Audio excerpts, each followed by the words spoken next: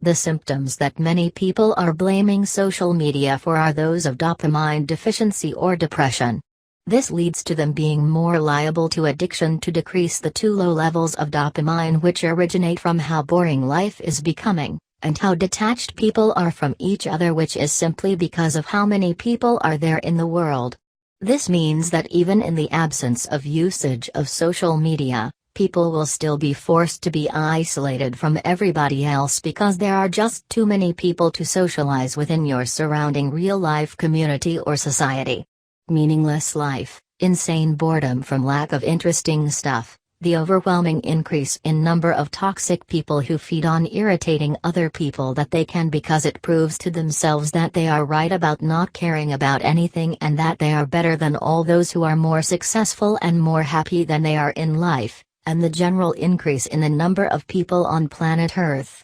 overpopulation or just the presence of too many members of the same species, increased complexity of life, how obstacles to just surviving in peace became countless, how pointless it became to try to solve normal problems that were easily solved in the past by the majority of people all around the world, how it became almost impossible to make any dream come true, how insignificant everybody has become except only a handful of people on Earth, the massive uncertainty about the future. Our ancestors simply planned stuff for centuries into the future, and we are terrified whether or not humanity will still exist a few decades from now. The lack of purpose or the lack of anything that makes you feel that it deserves to be your purpose, and generally the belief that nothing there is in all space and time matters, the nihilistic worldview, are among many reasons that explain the increase in apathy, hopelessness, helplessness, lack of concentration,